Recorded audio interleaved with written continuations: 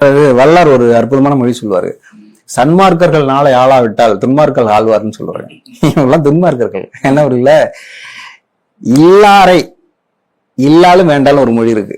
இல்லாரனை பொருள் இல்லாரை, காசு இல்லாரை. இல்லாள்னா மனைவி, வேண்டால் வேண்டால்லாம் பிடிக்காது அவளுக்கு. டேய், வீட்டுல மனைவியே வந்து புருஷன்ட்ட காசு இல்லைன்னா பிடிக்காது. நீ நாட்டுல காசு இல்லாம பல திட்டம். ஒரு கருத்து சொல்றேன்.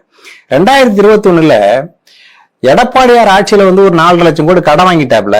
அதனால முதல்ல 2021 பதவியேற்றவருக்கு உலகில் ஆகச்சிறந்த பொருளாதார வல்லுநர்களை கொண்டு ஒரு குழு போட்டாப்ல ஐயா முத்துவல்.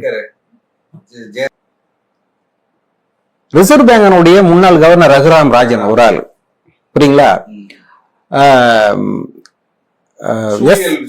SFW அப்படின்னு சொல்லிட்டு ஒரு உலக பொருளாதார நிபுணர். அவங்க யாருன்னு கேட்டீங்கன்னா, அமர்த்தியா சென்னுடைய 2019 வந்து நோபல் பரிசு பெற்ற பொருளாதார நிபுணருடைய மனைவி SFW. அவங்க குழுல இடம் பெற்றிருக்காங்க. சிவராமகிருஷ்ண மத்திய பொருளாதார தலைமை அலுவலர், தலைமை அதிகாரி, புரியுதுங்களா? ஸ்ரீவ் ட்ரஸ்ட் அப்படின்னு ஒருத்தர் உள்ள இருந்தார். அவரு யாரு கேட்டீங்கன்னா பெல்ஜியம் நாட்டுக்காரு.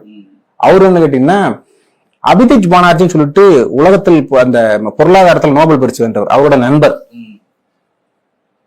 புரியுதுங்களா? அரவிந்த் சுப்பிரமணியன் அப்படின்னு சொல்லிட்டு அவரு பொருளாதார நிபுணர், இந்தியாவில் வந்து ரிட்டையர்டு. இந்த 5 பேரையும் வச்சு, ஏங்க பொருளாதாரத்தில் நோபல் பரிசு பெற்றவனை வச்சு இந்த நாட்டினுடைய பொருளாதாரத்தை மீட்க முடியல, நீ என்ன கிழிக்க போற?